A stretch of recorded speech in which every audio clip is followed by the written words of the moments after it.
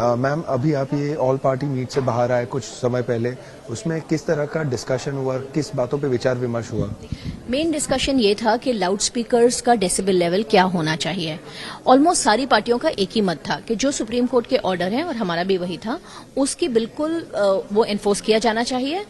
लेकिन हमारे देश की सच्चाई थोड़ी अलग है। यहाँ पे रात रात भर जागरण होते हैं, गांवों में कीर्तन होते हैं, तो कहीं ना कहीं राज्य सरकारों को एक्सेप्शनल रूल्स भी बनाने पड़ते हैं अकोमोडेट करने को लोगों की रिलीजियस फीलिंग्स। मनसे का स्टैंड लेकिन बहुत हार्ड था। वो चाहते हैं कि इमीडिएटली सुप्रीम कोर्ट के आदेश एनफोर्स किए जाएं। अगर वो एनफोर्स किए जाएंगे तो वो सारे धर्मों पे एनफोर्स किए जाएंगे। मतलब हर गांव के कीर्तन को बंद करवा देंगे ये लोग। उनको समझाने की कोशिश की गई, लेकिन मनसे ने कोई भी कोऑपरेट करने की ऐसी मंशा नहीं दिखाई।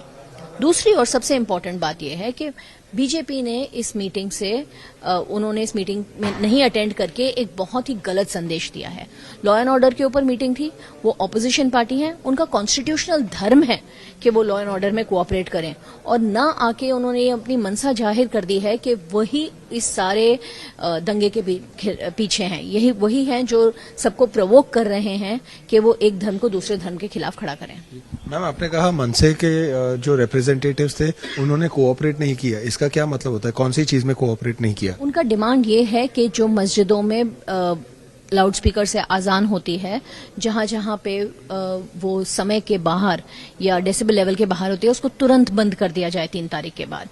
और ये करना किसी भी प्रशासन के लिए इतना आसान नहीं है। आदेश दिए जा सकते हैं, लेकिन वो आदेश इंप्लीमेंट करना किसी के लिए भी आसान नहीं है। और मस्जिदों को क्यों, फिर तो सरकार को तो सब धर्मों के ऊपर करना पड़ेगा। तो मतलब हर धर्म की सारी एक्टिविटीज के ऊपर एक रोक लगानी पड़ेगी। वो बहुत ही एक मुश्किल और डिमांडिंग चीज है।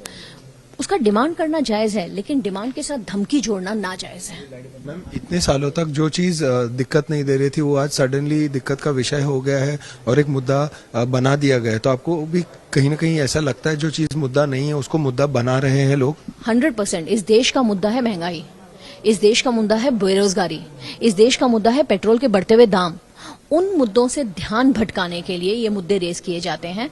वो हम लोगों को इन कंट्रोवर्सीज में फंसा देती है बीजेपी, और वो उन मुद्दों पे जिन पे उनको काम करना चाहिए उसकी फिर उनको सफाई नहीं देनी पड़ती। तो ये बिल्कुल गलत मुद्दा है।